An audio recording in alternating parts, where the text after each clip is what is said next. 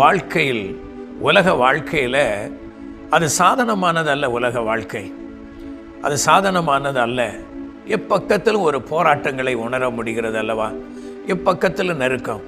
நிம்மதி இருந்தது போல இருக்கு, ஆனால் திடீரென்று சொல்லி நெருக்கங்கள் வாழ்க்கையிலே சூழ்ந்து கொள்கிறதை பார்க்கிறோம். இது காரணம் என்ன அப்படின்னு சொன்னால் பல காரியங்களை சொல்லலாமோ. அதில் ஒன்று, இந்த பிரச்சனையின் நடுவில் நம்மை விடுவிக்கிற ஒரு தேவன் இருக்கிறார் என்ற ஒரு உணர்வு மனுகுலத்திற்கு, மனுஷனுக்கு வந்துட்டா நிச்சயமாய் அவைகளிலிருந்து நாம் விடுதலை பெற்றுக்கொள்ள முடியும்.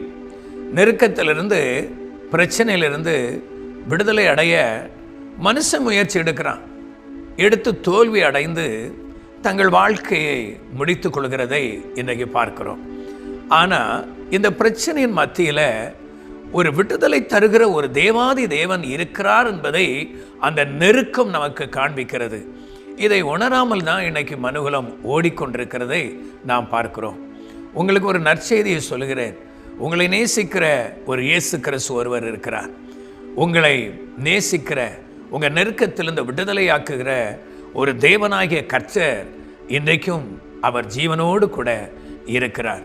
வேதவசனம் சொல்லுகிறது, மரித்தேன் ஆனாலும் இதோ சதாகாலங்களிலும் நான் உயிரோடு இருக்கிறேன் என்று வாக்கு பண்ணியிருக்கிறார்.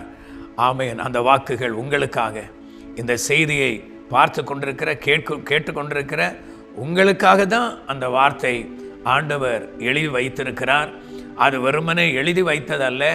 எல்லா புஸ்தகங்களைப் போல எழுத்தாய் நீங்கள் நினைத்தால் அது எழுத்து தான். அது எழுத்து மாத்திரமல்ல, அதில் ஜீவன் இருக்கிறது. அந்த வார்த்தை நம்மோடு கூட பேசும். அந்த வார்த்தை நம்முடைய நெருக்கங்களிலிருந்து விடுதலையாக்கும். ஹல்லேலூயா! அது ஜீவனுள்ள வார்த்தை. ஆண்டவருக்கு ஸ்தோத்திரம் உண்டாகட்டும். ஃபுல் வீடியோவை பார்க்க ஹேண்டில் கீழே இருக்கிற ப்ளே பட்டனை கிளிக் பண்ணுங்கள்.